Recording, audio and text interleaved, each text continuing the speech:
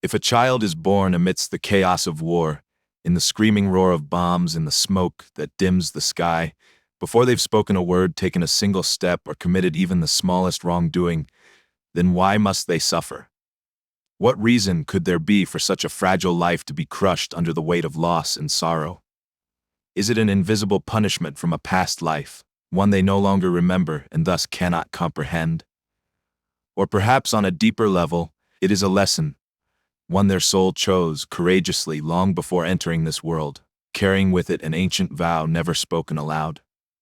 This question, small in form but vast in paradox, has haunted humanity for thousands of years, and today I invite you to join a journey, not just to seek an answer but to discover something far greater, yourself.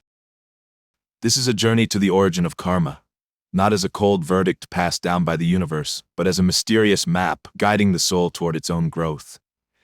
In the light of a new understanding, karma may no longer be seen as punishment, but as opportunity, a path, though thorny, that leads us back to our truest essence.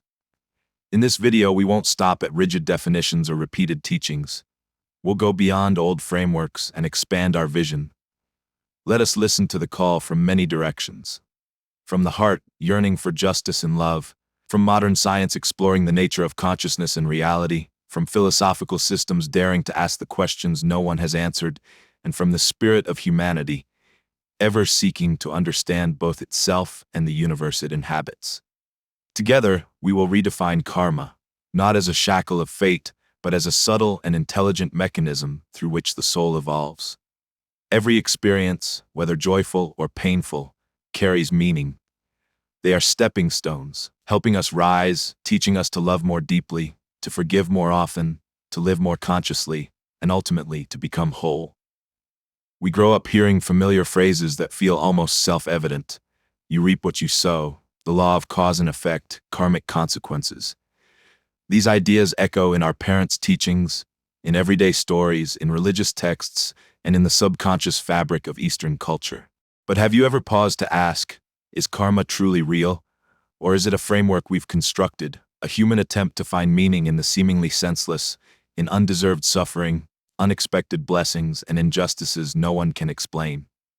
In Buddhism, karma isn't a sentence handed down from the heavens. It's not punishment. It simply means action. Every thought you generate, every word you speak, every deed you perform, no matter how small, leaves a subtle imprint on your consciousness. And those imprints don't vanish. Like water dripping steadily over time, they accumulate, shaping your personality, your destiny, and your future. Karma, then, is not something imposed from outside. It is you. It is me. It is the sum of every choice we've ever made. Meanwhile, in Hinduism, karma is viewed as a stream of energy flowing through the endless cycle of rebirth. Karma doesn't just shape the present. It also determines where the soul will be reborn. A child born into wealth or into suffering is not merely the result of chance, but could be the visible echo of karmic cycles playing out across lifetimes. Here, karma becomes the current that links past, present, and future, a river through which the soul learns, pays its dues, and evolves with each reincarnation. Surprisingly, even in modern science, a realm long seen as governed by reason and empirical proof, we can hear distant echoes of karmic principles. Concepts like the domino effect, the butterfly effect, or the law of causality in quantum physics all seem to tell a similar story. No action exists in isolation, and no event stands alone. Every impact, no matter how small, sends ripples through the pond of universal consciousness. Ripples that may travel farther than we realize, setting off chains of reaction we could never have predicted. A butterfly gently flapping its wings in South America could trigger a massive storm in Asia, just like how a single thought, a seemingly harmless choice made today, might shift the entire trajectory of a life tomorrow. Like a speck of dust floating in the river of time, capable of altering the course of a planet through an eternal chain of interactions, our actions today are the seeds that shape the world of tomorrow, whether we're aware of it or not. So if karma is consequence, then who is the judge? Is it an all-powerful deity sitting on a celestial throne, weighing each human deed to reward or punish accordingly? Or is it an indifferent universe, a mechanical system running on fixed laws, unmoved by right or wrong, good or evil? Or is it something deeper, the pure essence within each of us. The soul itself, silently choosing the path it will walk, the lessons it must learn, the mistakes it must redeem, and the experiences it must fully live in order to awaken. Perhaps no one is judging you at all. Maybe it is you, your higher self, who designed these experiences as a sacred blueprint for your soul's evolution. Through this lens, karma is no longer a punishment. It becomes the voice of the soul, the map of consciousness, and an opportunity to return, to heal, and to be reborn in light. Perhaps karma isn't a punishment for wrongdoing, but a natural response from the universe, a reflection of the vibrations we emit each day.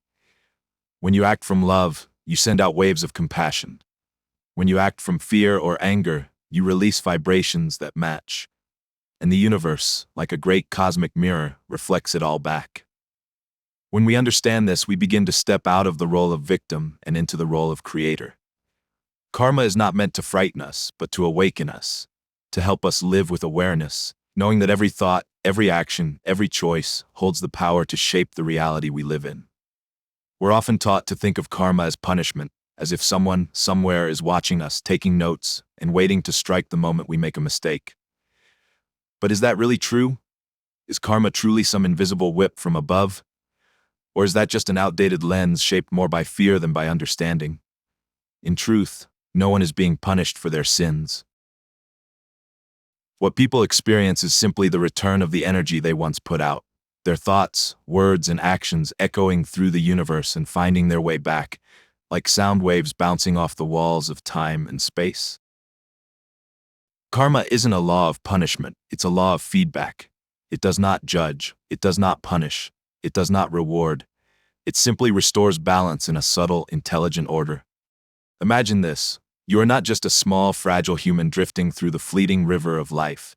You are an ancient soul, timeless, boundless, having traveled through thousands of lifetimes, carrying within you lessons, memories, and a depth of wisdom beyond what the rational mind can grasp.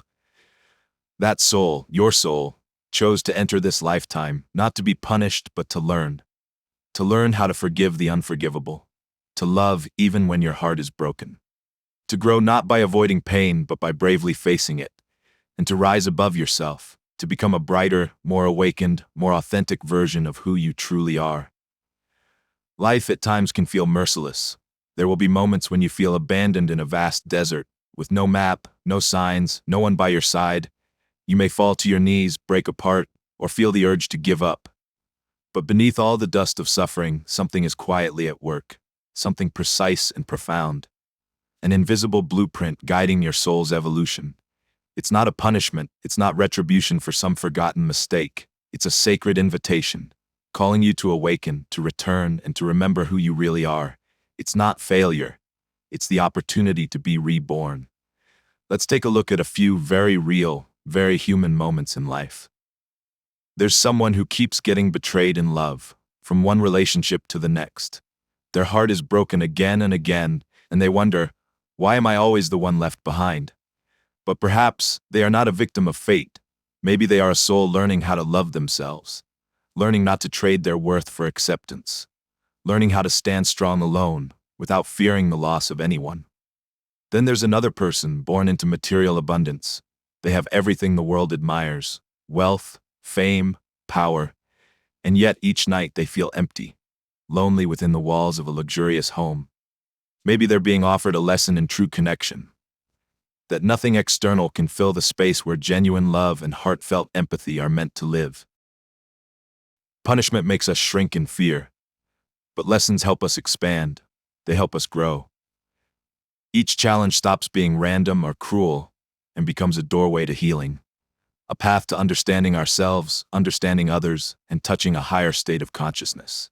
And so, when we shift our perspective on karma, from a rigid sentence to a subtle journey of learning, even pain begins to take on meaning. It's no longer just a senseless wound, but a sacred sign. Your soul is moving, untying old knots and taking steps toward the light. Perhaps only when we understand karma in this way do we truly begin to live, not a life of fear, but a life of awareness. Not a life of avoiding pain, but of embracing every experience as a sacred gift. A lesson, a step in evolution, a chance to return to your highest self. If this life is a grand school, then karma is the curriculum, written not by some distant deity, nor by an unreachable mystical force, but by your very own soul. A curriculum designed with profound wisdom and infinite love, crafted by the timeless intelligence of your higher self, where there is no punishment, only lessons and evolution. This curriculum is not random. It is intricately designed, precise, and infused with compassion, even if it sometimes wears the disguise of challenges, heartbreak, and losses that feel insurmountable. But beneath it all, nothing is meaningless. Every person you meet, every event you endure, every wound you carry, they are all essential chapters in the journey of returning to your true self. Because what you are living is not an accident. It is not a string of random events dealt by a blind fate. It is a vital part of the deep awakening your soul chose, long before you took this form, long before you called this place life. And when you truly understand that, you no longer see yourself as a victim. You become the courageous student, stepping into the classroom of life with an open heart, ready to learn, to grow, and to become more whole with each passing day. Have you ever felt like you were caught in an endless loop? The same types of people keep showing up in your life, bringing the same kind of pain, the same emotional wounds. Scars you thought had healed are suddenly reopened, and situations you believed you had overcome come back around, like a slow-motion reel with no ending. That's not a coincidence. That's unfinished karma, deep lessons your soul is still in the process of learning. Each of us carries a string of karmic knots, tangled relationships, frustrating circumstances, recurring events that leave us feeling stuck. But these things don't come to punish you. They arrive like mirrors, reflecting your inner world back to you, helping you see the wounds that remain unhealed, the limiting beliefs you still hold, the repressed emotions and unheard longings buried deep within. And in the moment you begin to recognize what must be released, what must be understood, and what must be loved, you start to shift into a new level of awareness. Oprah Winfrey once said something profoundly true. Nothing happens to you, it all happens for you. Life is not against you. In fact, it's working for you, in quiet and powerful ways. Every heartbreak, every shock, every tear, every goodbye, they're all invitations to awaken, to move from being a victim of circumstances to becoming the conscious creator of your experience. And when you shift your perspective, everything begins to change. When you stop asking, "Why is this happening to me?" and start asking, "What is this trying to teach me?" in that very moment, you step out of the unconscious wheel of repetition. You become the awakened student, someone who can read the signs of the universe and decode the lessons hidden within each experience. In that state, karma is no longer a chain that binds you to the past. It becomes a lantern that lights your path of evolution. A journey not outward but inward, not to become someone else, but to return to your true self, whole, peaceful, and awake. We often think of karma as something personal, the result of our own actions, thoughts, and choices, a chain of cause and effect operating within the bounds of the individual. But the truth is far more expansive. Karma is not just the solitary path of a single soul. It also moves through the collective, through families, bloodlines, communities, nations, and even the whole of humanity. Have you ever wondered why certain patterns seem to repeat within your family, as if they're playing out from an invisible script? Perhaps it's generational poverty, like a quiet shadow that trails through each era. Perhaps it's a string of broken marriages, each bearing the same tragic tone, repeating through different faces, yet echoing the same sense of loss. Or maybe it's a mysterious illness, one that defies modern medicine, yet silently travels through your lineage like an unanswered message waiting to be heard. It's as if there's a hidden current, an underground stream, linking every generation in your family, flowing beyond the limits of time, space, and logic. It doesn't shout, it isn't easy to spot, but it persists, quietly weaving through your ancestral line, guiding it along a shared path. Not a path of fixed destiny, but a path shaped by burdens left unresolved, lessons left unlearned, and wounds that have yet to be healed. It's as if an invisible thread is woven between people who are not from the same generation, not from the same era, yet they're all living through the same emotional cycles, caught in the same unfinished karmic symphony. And maybe, You are the one who's been chosen to see it, to break it, to heal it, and to write a new chapter for the bloodline that flows within you. Carl Jung, the great psychologist of the 20th century, called this phenomenon the collective unconscious, a deep layer of the human psyche that holds not just individual memories, emotions, and beliefs, but also the traumas and dreams of our ancestors, our communities, and the civilizations we belong to. Within this collective unconscious are unspoken words, unacknowledged griefs, and the unfinished dreams of generations past.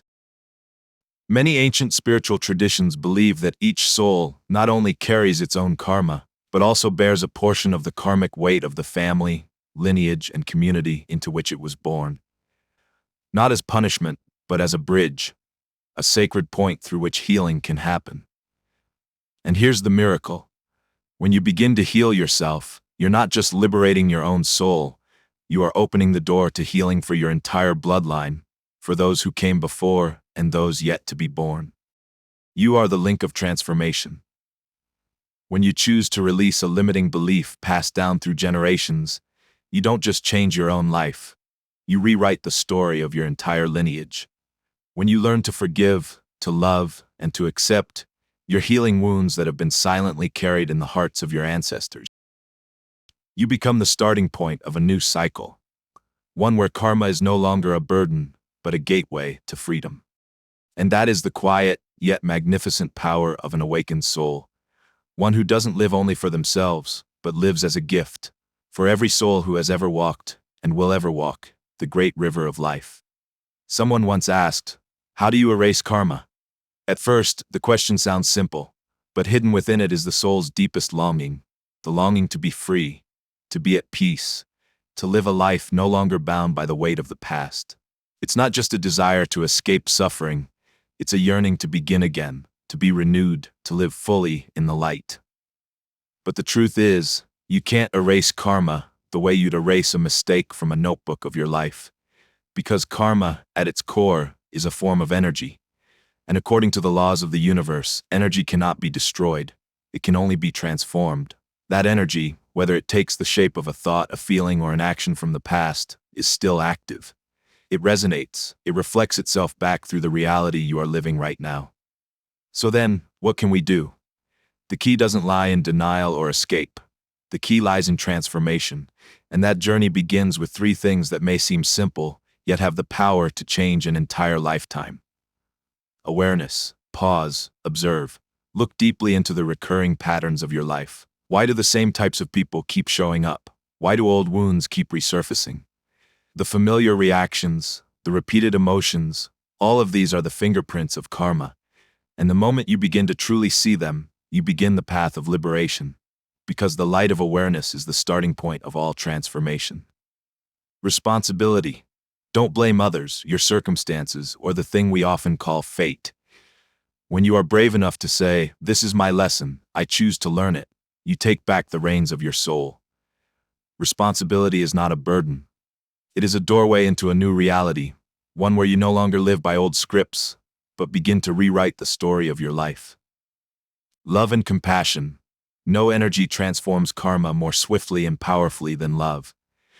When you look at your wounds with understanding, when you embrace the forgotten parts of yourself with compassion, when you forgive not because the other person deserves it, but because you deserve peace, karma is transformed. It is no longer a burden, but a light. No longer a scar, but a mark of growth. A wise sage once said, "Light doesn't fight darkness, it simply appears, and the darkness disappears." You don't need to battle karma. You don't need to erase the past. You simply need to become light, clear and strong enough to see it, and to choose differently. In that moment, you are no longer led by old karma. You become the creator of new karma.